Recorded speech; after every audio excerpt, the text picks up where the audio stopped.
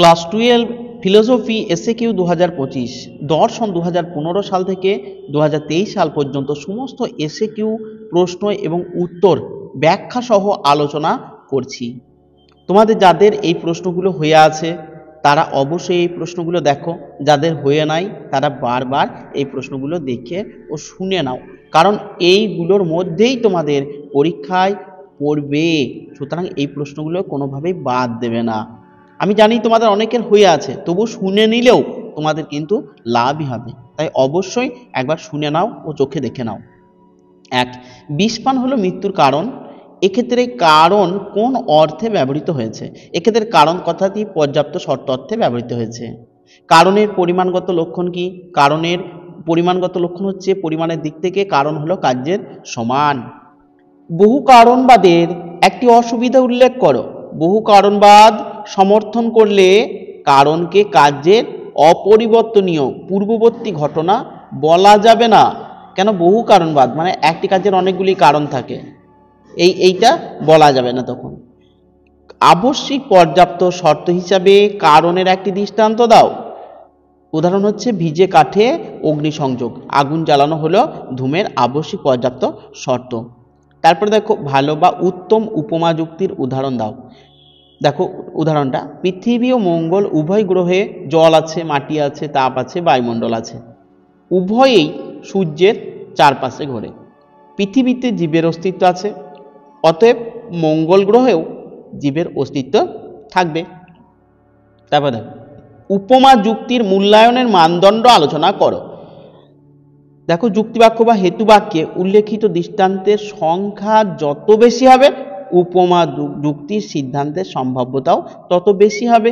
Next, আরোহমূলক লাভ কি? আরোহ অনুমানে বিশেষ জ্ঞাত সত্য থেকে অজ্ঞাত সত্যে উপনীত হওয়াকে বলা হয় আরোহমূলক লাভ। নেক্সট, সাদৃশ্যমূলক আরোহ অনুমান কাকে বলে? দেখো দুই বা ততোধিক বস্তুর মধ্যে এক বা একাধিক বিষয়ে সাদৃশ্য লক্ষ্য করে তার ভিত্তিতে তাদের মধ্যে অন্য কোনো নতুন সাদৃশ্যের অস্তিত্ব অনুমান করা হলে তাকে সাদৃশ্যমূলক আরোহ অনুমান বলে। মন্দ উপমা যুক্তির একটি উদাহরণ দাও। দেখো একটি দেশের চরম পরিণতি অবশ্যই ধ্বংস, কারণ দেশ হলো এক প্রকার জীবদেহ, আর জীবদেহের বার্ধক্য ও মৃত্যু আছে। তারপর দেখো সত্য মিথ্যা বচনাকার কিরূপ? যে বচনাকারের সকল প্রতিস্থাপন দৃষ্টান্তই মিথ্যা, সেই বচনাকারকে বলা হয় শত মিথ্যা বচনাকার। যেমন পি ডট নট পি, এটা কিন্তু আমার লেখা সম্ভব হচ্ছে না, তার জন্য আমি এইভাবে লিখেছি। হ্যাঁ, যৌগিক বচন কখন সত্য হয়? যদি কোনো যৌগিক বচনের দুটি সংযোগেই মানে প্রথম আর দ্বিতীয় যদি দুটি সংযোগেই সত্য হয় তখনই যৌগিক বচন সত্য হয়, বাদ বাকি সব ক্ষেত্রে কিন্তু মিথ্যা হয়, এটা মনে রাখতে হবে। দেখো বৈকল্পিক বচন কখন মিথ্যা হয়? বৈকল্পিক বচন মানে অথবা দিয়ে বৈকল্পিক বচনটা শুরু হয়।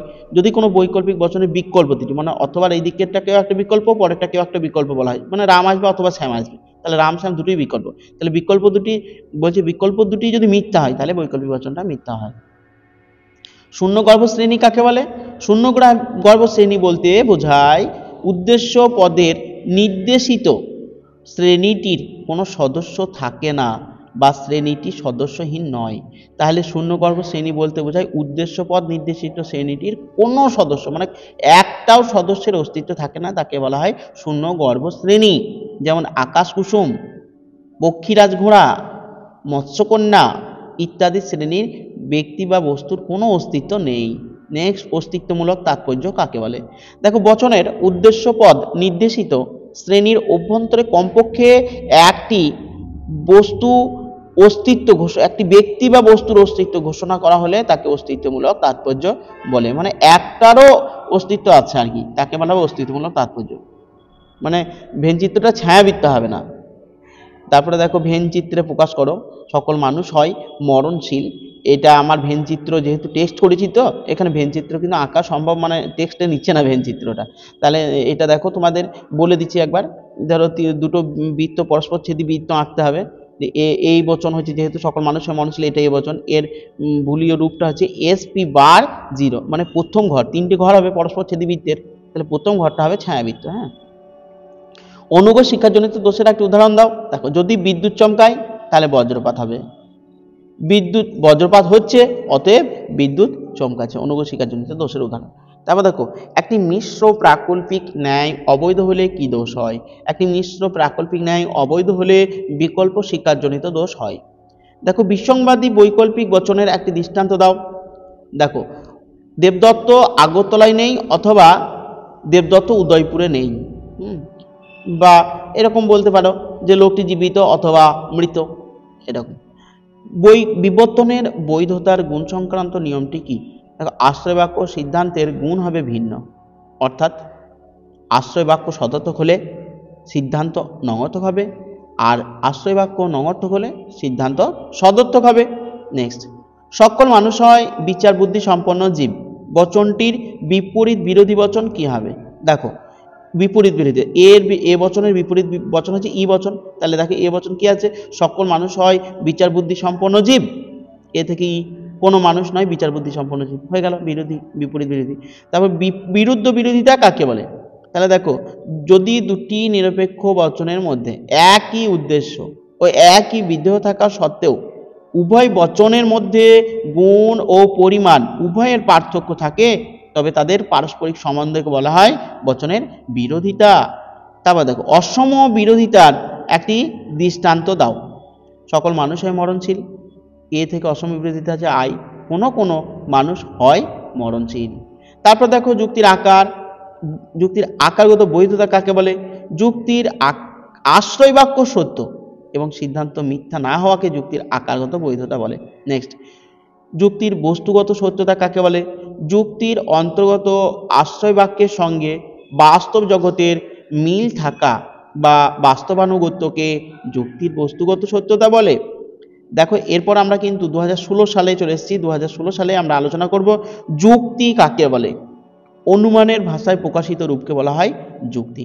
নেক্সট, আরোহ যুক্তি বলতে কি বোঝো? যে যুক্তিতে এক বা একাধিক আশ্রয় বাক্য থেকে সিদ্ধান্তটি অনিবার্যভাবে নিঃসৃত হয় এবং সিদ্ধান্তটি আশ্রয় বাক্য থেকে কখনো ব্যাপকতর হয় না, তাকে বলা হয় অবরোহ যুক্তি। নেক্সট, কোনো কোনো মানুষ হয় বিচার বুদ্ধি সম্পন্ন, এর অধীন বিপরীত বিরোধী বচন কি হবে? তাহলে এই বাক্য দেওয়া আছে, কিন্তু বচন হলে কি হবে? বচন হলে ও বচন হবে। কোনো কোনো মানুষ নয় বিচার বুদ্ধি সম্পন্ন, না, এটা আই বচন আছে, আই বচনের বিপরীত বিরোধী বচন হচ্ছে ও বচন, এটা হচ্ছে উত্তর। ঠিক আছে, অধীন বিপরীত বিরোধিতার একটি দৃষ্টান্ত দাও। দেখো, অধীন বিপরীত হচ্ছে আয় আর ও এর মধ্যে অধীন বিপরীত বিরোধিতা আছে। তাহলে আয় হচ্ছে কোনো কোনো মানুষ হয় বুদ্ধিবৃত্তি সম্পন্ন, আর ও দিয়ে দিলাম কোনো কোনো মানুষ নয় বুদ্ধিবৃত্তি সম্পন্ন। তারপর দেখো, বিরুদ্ধ বিরোধিতার একটি দৃষ্টান্ত দাও। এ মানে বিরুদ্ধ বিরোধিতা কার কার আছে? মানে এ আর ও এর মধ্যে আছে, ই আর আই এর মধ্যে আছে। তাহলে এ থেকে আর ও এর উদাহরণ দিচ্ছি। দেখো, সকল মানুষ হয় বুদ্ধিবৃত্তি সম্পন্ন, ও হচ্ছে কোনো কোনো মানুষ নয় বুদ্ধিবৃত্তি সম্পন্ন জীব। বেশ, আবর্তনের ব্যাপ্যতা সংক্রান্ত নিয়মটি কি? দেখো, আবর্তনীয় বচনে ব্যাপ্য না হয়ে কোনো পদ সিদ্ধান্তে আবর্তিত বচনে ব্যাপ্য হতে পারবে না, এটা হচ্ছে মূল নিয়ম। হ্যাঁ, আবর্তনের ব্যাপ্যতা সংক্রান্ত নিয়ম, আবর্তনীয় বচনে কোনো পদ ব্যাপ্য না হয়ে আবর্তিত বচনে সেই পদ ব্যাপ্য হতে পারবে না, এটা আবর্তনের ব্যাপ্যতা সংক্রান্ত নিয়ম। তারপর দেখো, সকল মানুষ হয় অপূর্ণ জীব বিবর্তিত বচনটি কি? তাহলে দেখো, ভাবতে হবে এটাকে বাক্য আছে, বচন করতে হবে, বচন করলে কি হয়? এ বচন হয়। সকল মানুষ হয় অপূর্ণ জীব, এটাকে বিবর্তনীয় করছি, বিবর্তনীয় করলে কি দাঁড়াবে? এই ই দাঁড়াবে, কোনো মানুষ নয় পূর্ণ জীব বিবর্তিত। পূর্বগ স্বীকারজনিত দোষ কখন ঘটে? দেখো, প্রধান আশ্রয় বাক্যের পূর্বগকে অপ্রধান আশ্রয় বাক্যে অস্বীকার করে সিদ্ধান্তে অনুগকে অস্বীকার করলে যুক্তিটি অবৈধ হয়, এবং সেই ক্ষেত্রে যুক্তিতে যে দোষ ঘটে তাকে পূর্বগ অস্বীকারজনিত দোষ বলে। নেক্সট, গঠনমূলক প্রাকল্পিক ন্যায়ের এমপি আকারের একটি দৃষ্টান্ত দাও। দেখো, যদি বৃষ্টি হয় তাহলে মাটি ভেজে, বৃষ্টি হয়েছে অতএব মাটি ভিজেছে। নেক্সট, বৈকল্পিক বচন কাকে বলে? দেখো, যে সাপেক্ষ বচনে দুটি বক্তব্য এমনভাবে যুক্ত থাকে যার একটিকে অপরটির বিকল্প হিসাবে গ্রহণ করা যায় এবং বক্তব্য দুটিকে হয় অথবা অনুরূপ কোনো শব্দের দ্বারা যুক্ত করা হয়, তাকে বৈকল্পিক বচন বলে। তাহলে কি বলা হলো? দুটি যে সাপেক্ষ বচনে দুটি বক্তব্যকে যুক্ত করা হয় অথবা অর্থবোধক শব্দের দ্বারা, তাকে বলা হয় বৈকল্পিক বচন। দেখো এরপর ভেন চিত্রে প্রকাশ, বেশ। এরপর দেখো অস্তিত্বমূলক দোষ, একটু আগে হয়েছে বলছি দেখো না, অস্তিত্বমূলক তাৎপর্য কাকে বলে, এটা সেই রকম ধরনেরই কিন্তু এটা দোষ কাকে বলে। দেখো যদি কোনো যুক্তিতে এমন হয় যে অস্তিত্বমূলক তাৎপর্য নেই, যেমন এ আর ই বচনের অস্তিত্বমূলক তাৎপর্য নেই, এমন কোনো আশ্রয় বাক্য থেকে অস্তিত্বমূলক তাৎপর্য আছে, যেমন আয় আর ও বচনে দেখলে একটু আগে অস্তিত্বমূলক তাৎপর্য আছে, এমন কোনো সিদ্ধান্তে নিশ্চিত করা হয়, তাহলে যুক্তিতে যে দোষ ঘটে তাকে বলা হয় অস্তিত্বমূলক তাৎপর্য। মানে বুঝতে পারলে যে বলা হয়েছে এ বা ই যদি যুক্তিবাক্য হয় আর আই বা ও যদি সিদ্ধান্ত হয়, তাহলে অস্তিত্বমূলক তাৎপর্য দোষ হবে, অস্তিত্বমূলক দোষ ঘটবে। মানে এ হচ্ছে যুক্তিবাক্য আর আই হচ্ছে সিদ্ধান্ত, তাহলে অস্তিত্বমূলক দোষ হবে। দেখো তারপরে পরিপূরক শ্রেণী কাকে বলে, মূল শ্রেণীর বিরুদ্ধ শ্রেণীকে বলা হয় পরিপূরক শ্রেণী। যেমন মানুষ, এর পরিপূরক শ্রেণী হচ্ছে অমানুষ। হ্যাঁ, তারপরে ধরো একটি বৈকল্পিক বচনের নিষেধক বচন কি হয়, একটি বৈকল্পিক বচনের নিষেধক বচন হচ্ছে সংযৌগিক বচন। নেক্সট, নিবেশন দৃষ্টান্ত কাকে বলে, দেখো যে বিশেষ বচনকে বচনাকারে দৃষ্টান্ত রূপে গণ্য করা হয় তাদের নিবেশন দৃষ্টান্ত বলে। অর্থাৎ একটি বচনাকার থেকে যেসব বচন পাওয়া যায় সেগুলির প্রত্যেকটি ওই বচনাকারের নিবেশন দৃষ্টান্ত। তারপর দেখো প্রাকল্পিক বচন কখন মিথ্যা হয়, প্রাকল্পিক বচনের পূর্বগ সত্য হলে অনুগ মিথ্যা হলে প্রাকল্পিক বচন মিথ্যা হয়। বৈজ্ঞানিক আরোহ অনুমানের সংজ্ঞা দাও। দেখো দেখে নাও যে আরোহ অনুমানে প্রকৃতির একরূপতা নীতি ও কার্যকারণ নিয়মের ভিত্তিতে কয়েকটি বিশেষ বস্তু বা ঘটনাকে পর্যবেক্ষণ ও পরীক্ষণ করে সমজাতীয় সকল ঘটনা সম্পর্কে একটা সামান্য সংশ্লেষক বচন প্রতিষ্ঠা করা হয়, তাকে বৈজ্ঞানিক আরোহ অনুমান বলে। নেক্সট, অবৈজ্ঞানিক আরোহ অনুমানকে লৌকিক আরোহ অনুমান বলা হয় কেন, দেখো সাধারণ মানুষ দৈনন্দিন জীবনে অধিকাংশ ক্ষেত্রে কার্যকারণ সম্বন্ধ নির্ণয় না করেই ব্যতিক্রমীহীন অভিজ্ঞতার ভিত্তিতে এই ধরনের অনুমান গঠন করে থাকে বলে অবৈজ্ঞানিক আরোহ অনুমানকে লৌকিক আরোহ অনুমান বলা হয়। নেক্সট, প্রকৃতির একরূপতা নীতি কাকে বলে, দেখো প্রকৃতি সম অবস্থায় সম আচরণ করে, এই এক লাইন, ব্যাস এক লাইন মুখস্থ করতে হবে। প্রকৃতি সম অবস্থায় সম আচরণ করে, অর্থাৎ একই অবস্থায় প্রকৃতির আচরণ একই হবে। মানে অতীতে যদি কারোর হাত আগুনে পুড়ে থাকে, সেই আগুনে হাত দিলে আবার ভবিষ্যতে তার হাত পুড়বে। বেশ, উপমা যুক্তির ভিত্তি কি, উপমা যুক্তির ভিত্তি হচ্ছে অসম্পূর্ণ সাদৃশ্য। মনে করো এটা দুবার মুখস্থ করো, উপমা যুক্তির ভিত্তি হচ্ছে অসম্পূর্ণ সাদৃশ্য।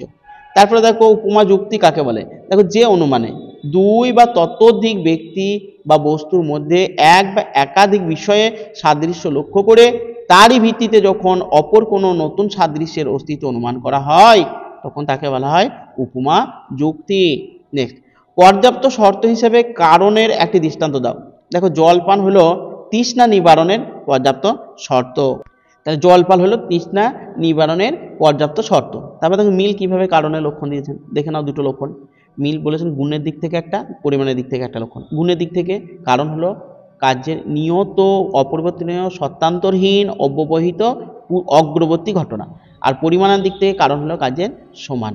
বেশ, নেক্সট, বহু কারণবাদ বলতে কি বুঝো, যে মতবাদ অনুসারে বলা হয় যে একই কার্য বিভিন্ন সময়ে বিভিন্ন কারণের দ্বারা উৎপন্ন হয় সেই মতবাদকে বহু কারণবাদ বলে। একটা উদাহরণ দিই, দেখো মৃত্যু নামক কাজটি বহু কারণ থাকতে পারে। কেউ অ্যাক্সিডেন্ট হচ্ছে, কেউ বিষ খেয়েছে, কেউ সুইসাইড গলায় দড়ি দিচ্ছে, কেউ ধরো জ্বর হয়ে মরছে, কেউ বার্ধক্যজনিত কারণে মরছে, বিভিন্ন কারণে মরতে পারে। এইরকম কারণকে বলা হয় যে বহু কারণবাদ। মানে যে মতবাদে একটি কার্যের বহু কারণ থাকে সেই মতবাদকে বলা হয় বহু কারণবাদ। দার্শনিক মিল এই মতবাদের প্রবক্তা। বেশ, বহু কারণ সমন্বয় কি, কিন্তু এটা একটু আলাদা জিনিস। দেখো বহু কারণ সমন্বয় মানে একই মনে হবে, বহু কারণ সমন্বয় অনুসারে অনেকগুলি কারণ একসঙ্গে যুক্ত হয়ে একটি কার্য উৎপন্ন করে। মানে এই ব্যাপারটা আমি এক্ষুনি বুঝিয়ে দিচ্ছি। দেখো বহু কারণবাদ হচ্ছে তোমাদের একটা কাজের অনেক কারণ থাকে, আর বহু কারণ সমন্বয় মানে অনেকগুলো কারণ একসঙ্গে প্লাস প্লাস হয়ে একটা কার্য উৎপন্ন করে। যেমন 2 যুক্ত 2 যুক্ত 2 যুক্ত 2 সমান হচ্ছে 8, এটা। আর 8 হতে গেলে বহু কারণ থাকবে, যেমন 6 যুক্ত 2 সমান 8, তারপরে ধরো 4 যুক্ত 4 সমান 8। তাহলে 8 হতে গেলে অনেক কারণ হয়েছে, কিন্তু বহু কারণ সমন্বয় হচ্ছে অনেকগুলো কারণ একসঙ্গে যুক্ত হয়ে একটা কার্য উৎপন্ন করছে, সে বহু কারণ সমন্বয়।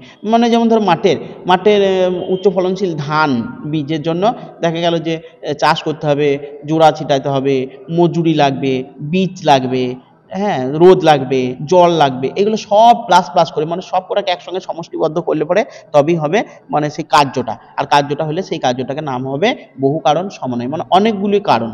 মানে ধান উন্নত ধান হওয়ার কারণ কি? ভালো জল, পর্যাপ্ত পরিমাণে জল। আর কারণ কি? সূর্যের আলো। আর কারণ কি? জোড়া।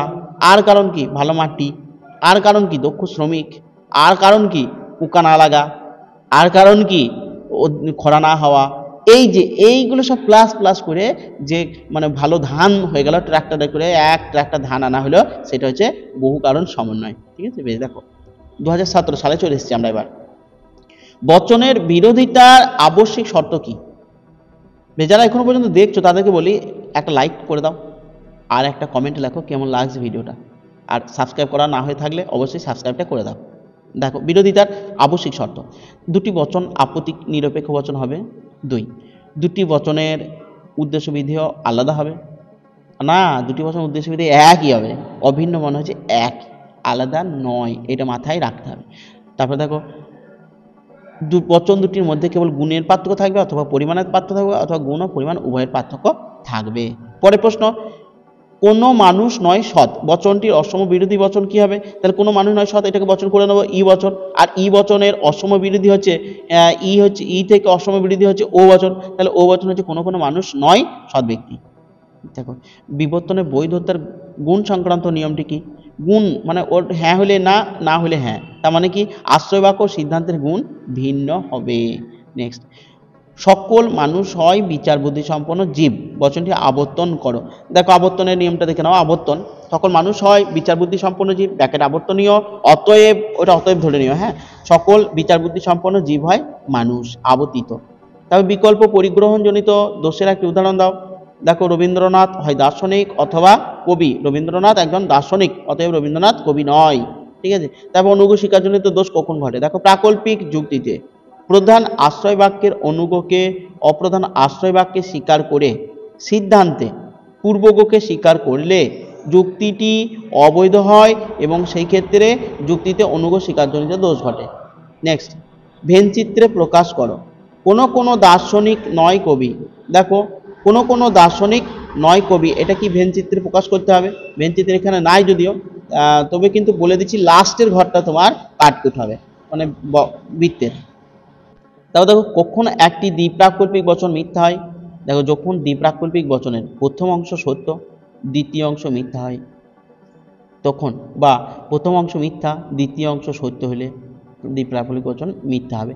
তার মানে কি বলতে চাইছি, দ্বিপ্রাকল্পিক বচন কখন মিথ্যা হয়? মানে যে কোনো একটি সত্য বা যে কোনো একটি মিথ্যা হলেই দ্বিপ্রাকল্পিক বচন মিথ্যা হবে। তাহলে সত্য কখন হয়? সত্য হয় দুটোই যখন সত্য হয় তখন সত্য হয়, দুটোই যখন মিথ্যা হয়, দুটো অংশই যখন মিথ্যা হয় তখন সত্য হয়। পি ডট পি বচনটি কখন মিথ্যা হয়? পি ডট পি বচনটি সর্বদাই মিথ্যা হয়। ডটটা বসিয়ে দিচ্ছি, দেখো বেশ। তারপরে দেখো আরোহ সংক্রান্ত লাভ বলতে কি বোঝো? আরোহ অনুমানের ক্ষেত্রে জ্ঞাত সত্য থেকে অজ্ঞাত সত্যে যাওয়ার পথে একটা ফাঁক থেকে যায়। এই ক্ষেত্রে যুক্তি বাক্যে এমন কোনো পর্যাপ্ত তথ্য আমাদের কাছে থাকে না যার দ্বারা আমরা সেই ফাঁকটিকে পূরণ করতে পারি, সেই জন্য আমাদের কিছু ঝুঁকি নিতে হয়। এই ঝুঁকিকে তর্কবিজ্ঞানী বেন আরোহমূলক লাভ বলেছেন। নেক্সট, কারণ সম্পর্কে লৌকিক অভিমত কি? দেখো কারণ হলো কার্যের পূর্ববর্তী ঘটনা এবং এই কারণের মধ্যে এক প্রকার শক্তি নিহিত আছে যা কার্যকে ঘটায়, ফলত কারণ ও কার্যের মধ্যে এক প্রকার আবশ্যিকতার সম্পর্ক বিদ্যমান। এটি হলো সার্বিক কার্যকারণ নিয়ম। নেক্সট, বহু কারণবাদে সমস্যা দূর করার একটি উপায় কি? বহু কারণবাদে কারণকে বিশেষভাবে এবং কার্যকে সাধারণভাবে গ্রহণ করা হয়েছে, কিন্তু কারণের মতো কার্যকেও বিশেষভাবে গ্রহণ করলে দেখা যাবে একটি বিশেষ কারণ থেকে একটি বিশেষ কার্যই উৎপন্ন হয়। এটাই হলো বহু কারণবাদের সমস্যা দূর করার একটি উপায়। নেক্সট, সিদ্ধান্ত বলতে কি বোঝো? প্রদত্ত যুক্তিবাক্যকে ভিত্তি করে যে বচনটি অনিবার্যভাবে নিশ্চিত হয় তাকে বলা হয় সিদ্ধান্ত। যুক্তির বৈধতা বলতে কি বোঝো? যুক্তির বৈধতা বলতে বোঝায় বৈধ অবরোধ যুক্তির ক্ষেত্রে যুক্তি পদ্ধতির বৈধতা সম্পর্কিত নিয়মগুলি যথাযথভাবে অনুসরণ করা হলে যুক্তিবাক্য থেকে সিদ্ধান্তের অনিবার্যভাবে নিশ্চিত হওয়াকে যুক্তির বৈধতা বলা হয়। যুক্তির বৈধতা তাহলে কাকে বলা হয়? তাহলে যুক্তির পদ্ধতির যে বৈধতা নিয়মগুলি যথাযথভাবে পালন করা হলে তাকে বলা হয় যুক্তির বৈধতা। তারপর দেখো বিপরীত বিরোধিতা ও অধীন বিপরীত বিরোধিতার পার্থক্য কি? দেখো তোমরা পার্থক্য পারবে, বিপরীত বিরোধিতা উপরে আছে আর অধীন বিপরীত বিরোধিতা নিচে আছে। এটা তাহলে বিপরীত বিরোধিতা ওপরে এই মানে দুটি সামান্য বচনের মধ্যে হয়, আর অধীন বিপরীত বিরোধিতা আয়ও মানে দুটি বিশেষ বচনের মধ্যে হয়। দুটি বিপরীত বিরোধী বচন কখনো একসঙ্গে সত্য হতে পারে না, আর দুটি অধীন বিপরীত বিরোধী বচন সবসময় একসঙ্গে সত্য হতে অনেক সময় একসঙ্গে সত্য হতে পারে। দেখো, প্রাকল্পিক নিরপেক্ষ ন্যায়ের মোটাস টলেন্স এমটি আকার একটি দৃষ্টান্ত দাও। দেখে নাও দৃষ্টান্ত, যদি শ্যাম আসে তবে আমি যাব না, তার মানে শ্যাম আসবে না। বেশ। বিকল্প বিসংবাদী বিকল্প বলতে কি বোঝো? বিসংবাদী মানে বিসংবাদী অথবা যে বিকল্প ব্যবহার হয় সেই বিকল্পের মধ্যে যে কোনো একটি মানে প্রবল বিরোধী হবে। দেখো, বিকল্প দুটি কখনোই সত্য হবে না একসঙ্গে। যখন কোনো বৈকল্পিক বচনের বিকল্প দুটি এমন হয় যে একটি সত্য হলে অপরটি সত্য হতে পারে না, অর্থাৎ দুটি বিকল্প পরস্পর বিরুদ্ধ হয়, তখন সেই বচনের বৈকল্পিক বচন অথবা শব্দটিকে বিসংবাদী অর্থে ধরা হয়। যেমন লোকটি জীবিত অথবা মৃত, এখানে দুটো কিন্তু একসঙ্গে সত্য হতে পারবে না। মানে কুকুরটি জীবিত অথবা মৃত, কুকুরটি একসঙ্গে বেঁচে থাকা বা মরে যাওয়া দুটি হয় না।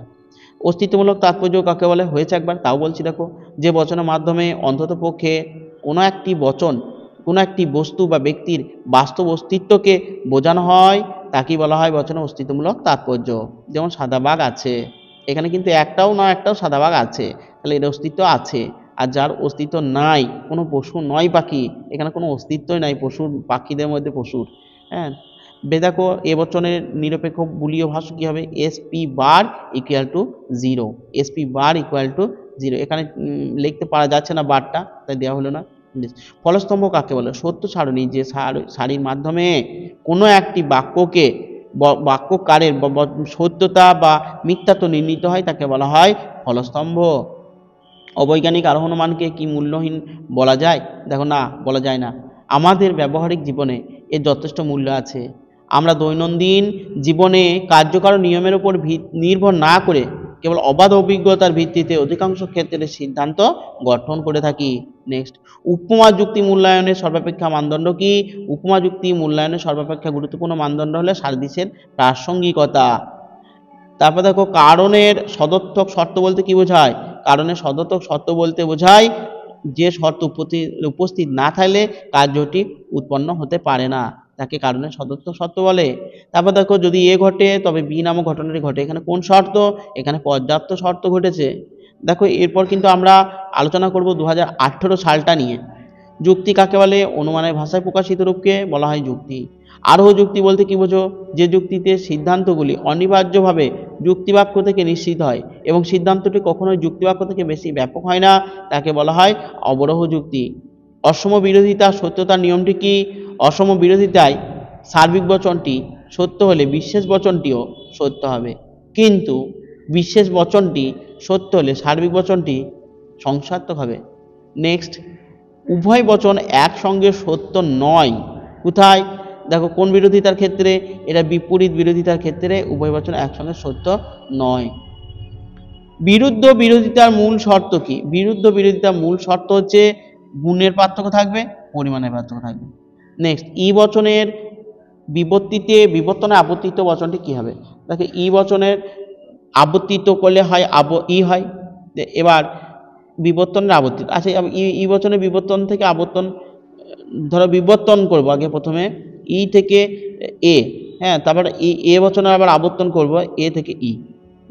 অথবা দিয়ে দেখো, অমানুষ কবি নেই, বচনটির বিবর্তন হলো সকল কবি হয় অমানুষ। নেক্সট, একটি মিশ্র প্রাকল্পিক ন্যায় অবৈধ হলে কি দোষ ঘটে? একটি মিশ্র প্রাকল্পিক ন্যায় অবৈধ হলে একটি বিকল্পকে স্বীকার করে অপর বিকল্পকে অস্বীকার করার দোষ ঘটে। দেখো, বৈকল্পিক বচনে কমপক্ষে কয়টি বিকল্প থাকে? বৈকল্পিক বচনে কমপক্ষে দুটি বিকল্প থাকে, রাম আসবে অথবা শ্যাম আসবে, দুটি বিকল্প। এবার তিনটেও বলতে পারো তুমি, যে রাম আসবে অথবা শ্যাম আসবে অথবা যদু আসবে অথবা মধু আসবে। দেখো, বৈধতা বা অবৈধতা নির্ণয় করো। যদি লক বস্তুবাদী হন তবে তিনি দার্শনিক, লক দার্শনিক, সুতরাং তিনি বস্তুবাদী। এটা বড় প্রশ্ন কিন্তু 4 নাম্বারের, এটা দেখে নিতে হবে তোমাকে, পাশে রাপে দিয়ে দেখবে যে যুক্তিটি অবৈধ, কারণ এটি অনুগকে স্বীকার করে পূর্বগকে স্বীকার করেছে, তাই পূর্বগকে স্বীকারজনিত দোষে দুষ্ট হয়েছে। নেক্সট, শূন্য গর্ভ শ্রেণী কাকে বলে? মানেই শূন্য শ্রেণী কাকে বলে? হ্যাঁ, যে শ্রেণীর অন্তর্গত কোনো সদস্যই নেই সেই শ্রেণীকে শূন্য গর্ভ শ্রেণী বলা হয়। যেমন আকাশ কুসুম, মৎস্যকন্যা। তারপর দেখো, ও নিরপেক্ষ বচনের বুলীয় ভাষ্য কি হবে? বুলীয় ভাষ্য হচ্ছে SP bar not equal to 0, SP bar not equal to 0. Next P ভেল নট P বচনাকারটি কখন সত্য হয়? যখন দুটি বিকল্প একটি যদি সত্য হয় তাহলে P ভেল নট P বচনাকারটি সত্য হয়, যে কোনো একটি সত্য হলেই P ভেল নট P সত্য হবে। তারপর দেখো আপত্তিক বচনাকার কীরূপ? যে বচনাকার সত্য অথবা মিথ্যা উভয় হতে পারে তাকে আপত্তিক বচনাকার বলে। যে বচনাকার সত্য বা মিথ্যা উভয় হতে পারে তাকে আপত্তিক বচনাকার বলে। সত্য সত্য বাক্য কাকে বলে? যে বচন সবসময়, যে বচন, এটা বচন ভেবে নেবে, যে বচন সবসময় প্রতীয়মান, সত্যরূপে প্রতীয়মান তাকে বলা হয় সত্য সত্য বাক্য, যেমন পি ভেল নট পি। নেক্সট, একটি সংযৌগিক বচন কখন মিথ্যা হয়? একটি সংযৌগিক বচন মিথ্যা হয় তখনই যখন কমপক্ষে একটি সংযোগী মিথ্যা হয়। নেক্সট, আরোহ অনুমানের বস্তুগত ভিত্তি কি? আরোহ অনুমানের বস্তুগত ভিত্তি হচ্ছে পর্যবেক্ষণ আর পরীক্ষণ। তাহলে আকারগত ভিত্তি কি? আকারগত ভিত্তি হচ্ছে প্রকৃতির একরূপতা নীতি আর কার্যকর নিয়ম। বেশ, তার প্রকৃতির একরূপতা নীতি কাকে বলে? যে নীতির পরিপ্রেক্ষিতে দাবি করা হয় যে প্রকৃতি সবসময় একই পরিবেশে একই রকম আচরণ করে থাকে তাকে বলা হয় প্রকৃতির একরূপতা নীতি। নেক্সট, বৈজ্ঞানিক আরোহর সিদ্ধান্তটি কি বচন? বৈজ্ঞানিক আরোহের সিদ্ধান্তটি হলো সামান্য সংশ্লেষক বচন। নেক্সট, সামান্যীকরণ বলতে কি বোঝো? বিশেষ বিশেষ দৃষ্টান্তের উপরে নির্ভর করে যখন কোনো একটি সার্বিক বচন বা সামান্য বচনে প্রতিষ্ঠা করা হয় তাকে তাকে সামান্যীকরণ বলে। কার্ভে ডিড কিভাবে কারণের লক্ষণ দিয়েছেন? কার্ভে ডিড বলেছেন, গুণগতভাবে কোনো কার্যে সত্য নিরপেক্ষ, নিয়ত, অপরিবর্তনীয়, অব্যবহিত পূর্ববর্তী ঘটনাই হলো কারণ এবং পরিমাণগতভাবে কারণ হলো কার্যের সমান। কারণের পরিমাণগত লক্ষণগুলি কি কি? কারণের পরিমাণগত লক্ষণের ভিত্তি হলো দুটি, এক বস্তুর সংরক্ষণ নীতি, দুই শক্তির সংরক্ষণ নীতি। তারপরে কারণ ও শর্তের মূল পার্থক্য কি? কারণ ও শর্ত হলো, কারণ হলো একটি সমগ্র ঘটনা, কিন্তু শর্ত হলো তার একটি অপরিহার্য অংশ। তা বহু কারণ সমন্বয় নীতিটি বহু কারণ সমন্বয় নীতিটি উল্লেখ করে থাকে একাধিক কার্য সমন্বিত হয়ে একটি কার্য, একটি মিশ্র কার্যের সৃষ্টি করে তাকে বলা হয় বহু কারণ সমন্বয়। চলো এবার 2019 সালের প্রশ্ন নিয়ে আমরা আলোচনা করি। দেখো, অবৈজ্ঞানিক আরোহ অনুমানকে লৌকিক আরোহ অনুমান বলা হয় কেন? অবৈজ্ঞানিক আরোহ অনুমান যেহেতু সাধারণ লোক গঠন করে সেহেতু একে লৌকিক আরোহ অনুমান বলা হয়। মিলের স্থায়ী কারণ বলতে কি বোঝো? দেখো, স্থায়ী কারণ বলতে মিল অপরিবর্তনীয় সত্যান্তরহীন পূর্ববর্তী ঘটনাকেই বুঝিয়েছেন, যাকে অনুসরণ করেই কার্যটি সংঘটিত হয় এবং এগুলিকে অপসারণ করা যায় না।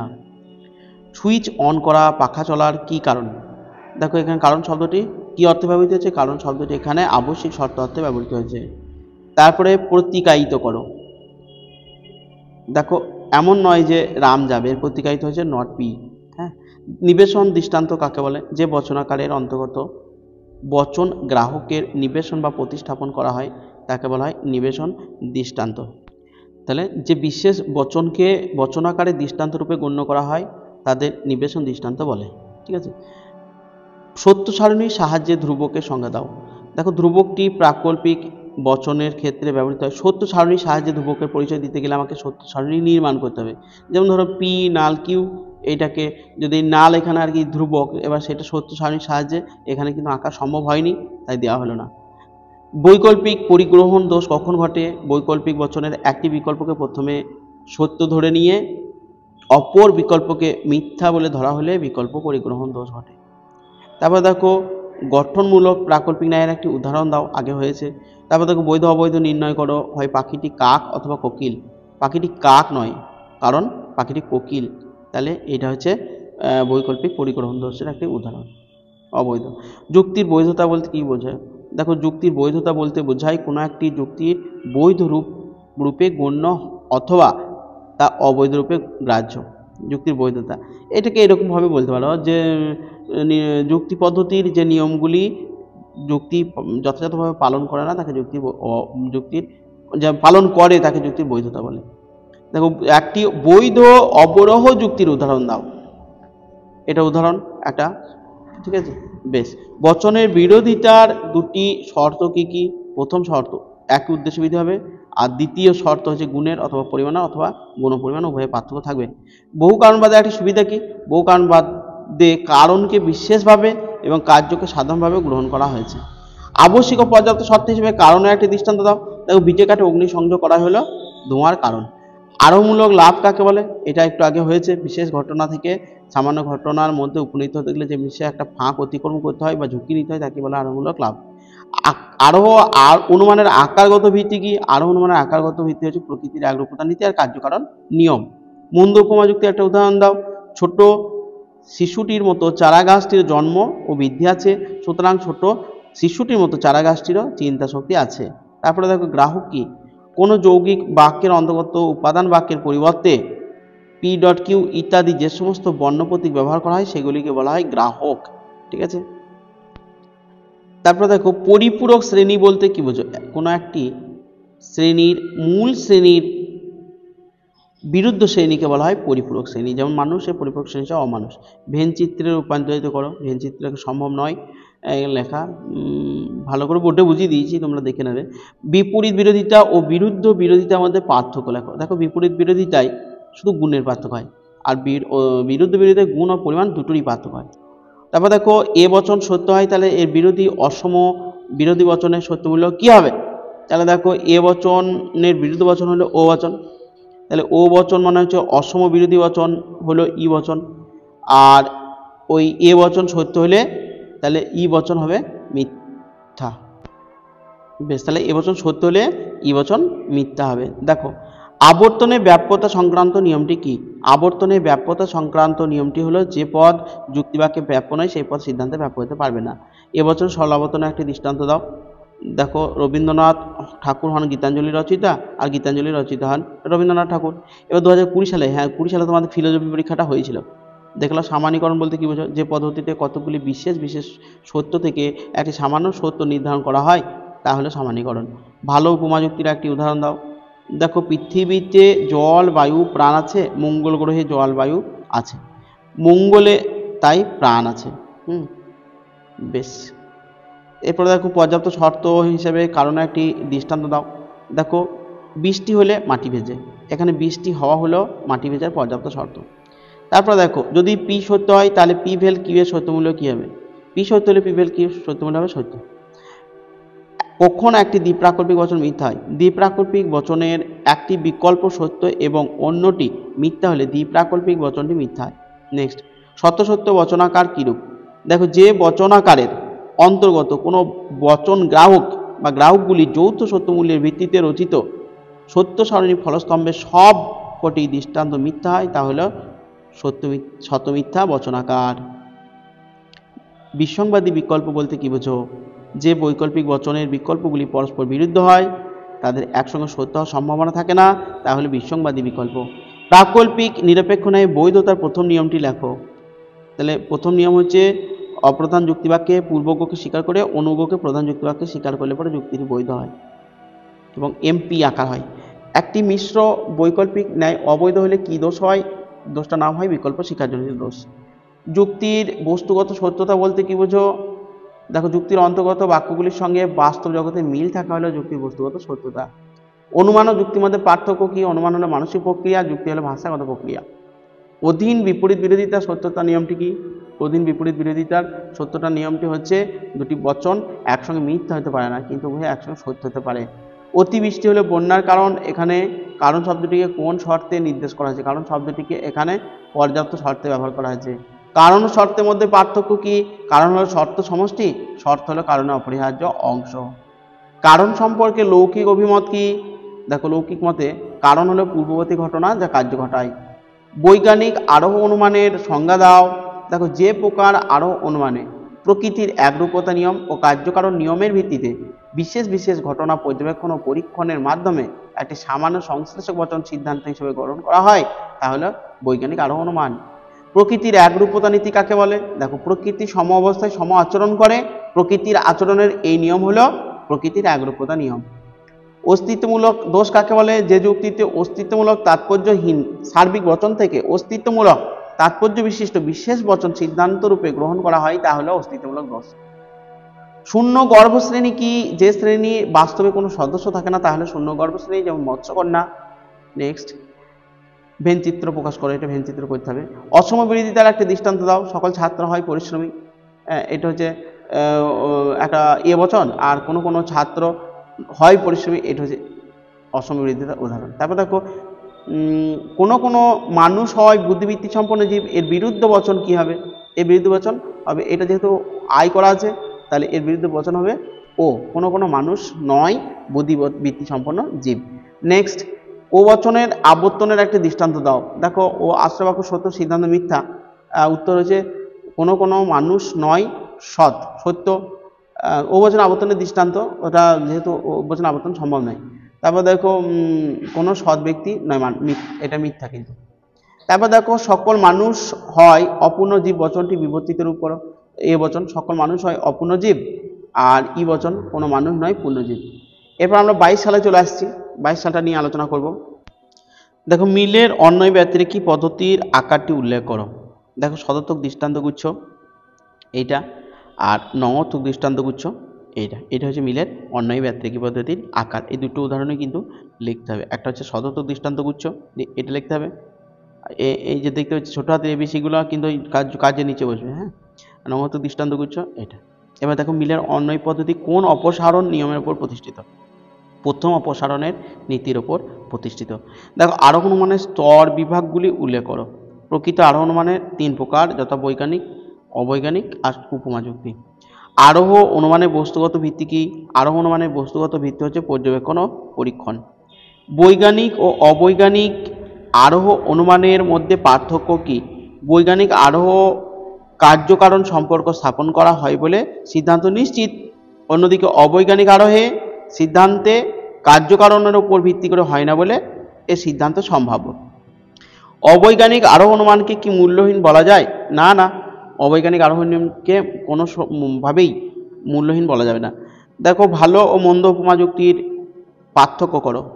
দেখো, বিস্ময়ের মধ্যে গুরুত্বপূর্ণ প্রাসঙ্গিক সাদৃশ্য বর্তমান। মন্দ উপমা যুক্তির ক্ষেত্রে সাদৃশ্যের নিচ্ছ কি আকস্মিক, বাহ্যিক, প্রাসঙ্গিক ও কম গুরুত্বপূর্ণ। ঠিক আছে, বেশ।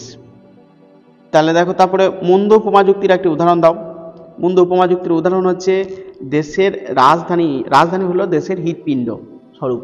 হৃৎপিণ্ডের আকার বৃদ্ধি পেলে তা যেমন রোগ বলে গণ্য হয়, রাজধানীর আকার বৃদ্ধিও তেমনি একটি রোগ বলে গণ্য হওয়া উচিত। তারপর দেখো, ফেস্টিনো মূর্তিটির আকারগত উদাহরণ দাও। দেখো, এটা দ্বিতীয় সংস্থান, এ হচ্ছে আকারগত উদাহরণ। তারপর দেখো, কখন একটি নিরপেক্ষ ন্যায় অব্যাপ্য হেতুদোষে দুষ্ট হয়?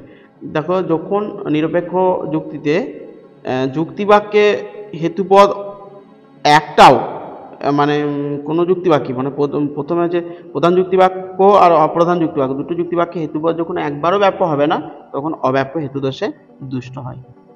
তারপরে দেখো, নিরপেক্ষ ন্যায়ের মূর্তি কাকে বলে? নিরপেক্ষ ন্যায়ের অন্তর্গত বচনগুলির গুণ ও পরিমাণ অনুযায়ী যে সম্ভাব্য আকার পাওয়া যায় তাকে বলা হয় নিরপেক্ষ ন্যায়ের মূর্তি। এ বচনের সরল আবর্তনের উদাহরণ দাও। দেখো, সকল ফুল হয় পুষ্প, সকল পুষ্প হয় ফুল। তারপর দেখো, সরল আবর্তন ও সীমিত আবর্তনের মধ্যে পার্থক্য লেখো। দেখো, যে আবর্তনের ক্ষেত্রে আবর্তনীয় ও আবর্তিত বচনের পরিমাণ অভিন্ন হয় তাকে বলা হয় সরল আবর্তন, যেমন ই থেকে ই। তারপরে দেখো, অসমবিরোধিতা সত্যতা নিয়মটি লেখো। অসমবিরোধিতা সত্যতা নিয়মটি দেখে নাও। সামান্য বচনটি সত্য হলে বিশেষ বচনটি সত্য হবে, কিন্তু বিশেষ বচনটি সত্য হলে সামান্য বচনটি সত্য হতে পারে, আবার মিথ্যাও হতে পারে। নেক্সট, কোনো কোনো মানুষ নয় সত্যনিষ্ঠ ব্যক্তি, বচনটির অধীন বিপরীত বিরোধী উল্লেখ করো। তাহলে দেখো, কোনো কোনো মানুষ হয় সত্যনিষ্ঠ ব্যক্তি। আদর্শ নিরপেক্ষ বচনের বিভিন্ন অংশগুলি কি কি? আদর্শ নিরপেক্ষ বচনের 4টি অংশ। সকল মানুষ হয় মরণশীল, সকল হচ্ছে পরিমাণক, মানুষ হচ্ছে উদ্দেশ্য, হয় হচ্ছে সংযোজক, আর মরণশীল হচ্ছে বিধেয়। তারপর দেখো, নিরপেক্ষ বচনের সংযোজক বলতে কি বোঝো? তাহলে যে শব্দের দ্বারা, তেল হয় এটা, যে শব্দের দ্বারা উদ্দেশ্য ও বিধেয় পদের মধ্যে সংযোগ স্থাপন করা হয় তাকে বলা হয় সংযোজক, যেমন হয়, নয়, এটা। যুক্তির আকার বলতে কি বোঝো? যুক্তির আকার বলতে বোঝায় যুক্তির কাঠামোকে বা গঠন, অর্থাৎ যেখানে এক বা একাধিক আশ্রয় বাক্য ও একটি সিদ্ধান্ত থাকে, এটা উদাহরণ। বৈধতা ও সত্যতার মধ্যে সম্বন্ধ কি? দেখো, বৈধতা ও সত্যতা এক নয়। বৈধতা শব্দটি কেবলমাত্র যুক্তি ক্ষেত্রে প্রযোজ্য, আর সত্যতা কথাটি বচনের ক্ষেত্রে প্রযোজ্য। নেক্সট, একটি অবরোহ যুক্তি কখন বৈধ হয়? একটি অবরোহ যুক্তি বৈধ হয় যখন যুক্তিবাক্য থেকে সিদ্ধান্তটি অনিবার্যভাবে নিশ্চিত হয় না আর যুক্তির বৈধতা নিয়মগুলি যথাযথভাবে পালন করে না, তখনই অবৈধ নয় বৈধ হয় জিজ্ঞাসা করা হয়েছে। তাহলে যখন অনিবার্যভাবে নিশ্চিত হয় আর যুক্তি পদ্ধতি নিয়মগুলি যথাযথভাবে পালন করে, অবৈধ হলে না লাগিয়ে দিলেই হয়ে যাবে। যুক্তি কাকে বলে? যুক্তি হলো এমন একটি বচন সমষ্টি যেখানে একটি বচনের সত্যতা এক বা একাধিক সত্যতার উপরে নির্ভর করে বলে দাবি করা হয়। উদাহরণ হলো সকল মানুষ হয় মরণশীল, সকল শিক্ষক হয় মরণশীল, অতএব সকল মানুষ হয় মরণশীল, সকল শিক্ষক হয় মানুষ, অতএব সকল শিক্ষক হয় মরণশীল। এবার 2023 সালটা নিয়ে আলোচনা করছি। দেখো দু একটা কিন্তু উত্তর মিস্টেক হয়ে যাচ্ছে। হ্যাঁ, যুক্তির বৈধতা বলতে কি বোঝায়? এক্ষুনি যুক্তির বৈধতা নিয়ে আলোচনা করা হলো, যে যুক্তি পদ্ধতি নিয়মগুলি যথাযথভাবে পালন করে তাকে বলা হয় যুক্তির বৈধতা। দেখো কোনো অবৈধ যুক্তির সিদ্ধান্ত কি সত্য হতে পারে? হ্যাঁ, কোনো অবৈধ যুক্তির সিদ্ধান্ত সত্য হতে পারে। আমরা উদাহরণ পেয়েছি। বচনের বিরোধিতা বলতে কি বোঝো? বচনের বিরোধিতা একই উদ্দেশ্য বৃদ্ধি বিশিষ্ট দুটি নিরপেক্ষ বচনের মধ্যে গুণের অথবা পরিমাণের অথবা গুণ ও পরিমাণ উভয়ের পার্থক্য থাকলে তাকে বলা হয় বচনের বিরোধিতা। বিরোধিতার প্রধান শর্ত কি? বিরোধিতার প্রধান শর্ত হচ্ছে দুটি বচন একই হবে, উদ্দেশ্যবিধি একই হবে, আর গুণের ও পরিমাণের উভয়ের পার্থক্য থাকবে। এটা হচ্ছে প্রধান শর্ত। এ বচন সত্য হয় তাহলে এর বিরোধী অসম বচন কি হবে? তাহলে এ বচনের বিরুদ্ধ বচন হলো ও বচন, ও বচনের অসম বিরোধী বচন হলে ই বচন, আর এ বচন সত্য হলে ই বচন তাহলে মিথ্যা হবে। বিবর্তন কাকে বলে? যে অমাধ্যম অনুমানে প্রদত্ত বাক্যের আশ্রয় বাক্যের গুণ পরিবর্তন করে কিন্তু অর্থ অপরিবর্তিত রেখে সিদ্ধান্তটি গঠিত হয় তাকে বিবর্তন বলে। তারপর দেখো ও বচনের বিবর্তনে আবর্তিত বচনটি কি হবে? তাহলে আয় বচন হবে। তারপর দেখো মিশ্র প্রাকল্পিক ন্যায়ের অস্বীকার সংক্রান্ত নিয়মটি কি? মিশ্র প্রাকল্পিক অনুগকে নিরপেক্ষ হেতুবাক্যে অস্বীকার করার পর সিদ্ধান্তে পূর্বগকে অস্বীকার করতে হয়। তারপরে দেখো ধ্বংসমূলক প্রাকল্পিক নিরপেক্ষ ন্যায়। ধ্বংসমূলক প্রাকল্পিক নিরপেক্ষ ন্যায়ের একটি উদাহরণ দাও। ধ্বংসমূলক মানে যদি রাম আসে তবে শ্যাম আসবে, শ্যাম আসবে না, অতএব রাম আসবে না, এটা। তারপরে দেখো বৈকল্পিক বচনে কমপক্ষে কয়টি বিকল্প থাকে? বৈকল্পিক বচনে কমপক্ষে দুটি বিকল্প থাকে। ও বচনে বুলিয় ভাষ্য কি? ও বচনে বুলিয় ভাষ্য হচ্ছে SP bar not equal to 0। তারপর দেখো ভেন চিত্রে প্রকাশ, এটা তো এখানে করা যাচ্ছে না। পি ভেল কিউ বচনটি সত্য সারণী অঙ্কন করো, সত্য সারণী অঙ্কন করা যাচ্ছে না। তারপর দেখো একটি দ্বিপ্রাকল্পিক বচন কখন মিথ্যা হয়? দ্বিপ্রাকল্পিক বচনের অন্তর্গত একটি অঙ্গবাক্য সত্য এবং অন্যটি মিথ্যা হলে দ্বিপ্রাকল্পিক বচন মিথ্যা হয়। উপমা যুক্তির ভিত্তি কি? উপমা যুক্তির ভিত্তি হলো প্রাসঙ্গিক সাদৃশ্যের প্রাসঙ্গিকতা। তারপরে দেখো উত্তম উপমা যুক্তির একটি উদাহরণ দাও।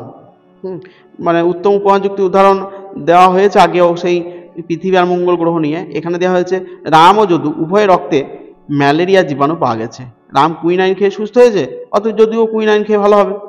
এটা ভালো উপমা যুক্তির উদাহরণ। প্রকৃতির একরূপতা নীতি কি দাবি করে? প্রকৃতির একরূপতা নীতি দাবি করে যে প্রকৃতি সম অবস্থায় সম আচরণ করে। ঠিক আছে। মিল প্রদত্ত কারণের সংজ্ঞাটি কিভাবে দিয়েছেন? তাহলে আলোচ্য ঘটনার দুই বা ততোধিক দৃষ্টান্তে যদি একটি মাত্র ঘটনা সাধারণভাবে উপস্থিত থাকে এবং এই সাধারণ ঘটনা সম্বন্ধে যদি দৃষ্টান্তগুলির মধ্যে মিল থাকে তাহলে সেই সাধারণ ঘটনাটি হবে আলোচ্য ঘটনা, কারণ বা কার্য বা কারণের অপরিহার্য অংশ। পর্যাপ্ত শর্ত কাকে বলে? যে শর্ত উপস্থিত থাকলে কার্য ঘটে ও অনুপস্থিত থাকলেও কার্য ঘটতে পারে তাকে পর্যাপ্ত শর্ত ঘটে। দেখো আবশ্যক পর্যাপ্ত শর্ত হিসেবে কারণের একটি দৃষ্টান্ত দাও। বীর্যে কাঠে অগ্নি সংযোগ করা হলো আবশ্যিক পর্যাপ্ত শর্তের উদাহরণ। বহু কারণবাদের সমস্যা দূর করার একটি উপায় লেখো। দেখো কারণকে বিশেষভাবে এবং কার্যকে সাধারণভাবে গ্রহণ করলে বহু কারণবাদের সমস্যা দূর হবে।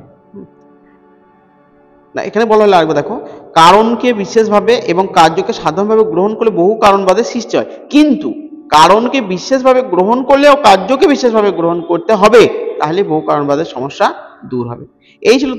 এই ছিল তোমাদের 2023 সালের প্রশ্ন। অনেকক্ষণ ধরে আলোচনা করলাম, তাই অনেক উত্তর একটু দু একটা অন্যরকমের হয়ে গিয়েছে।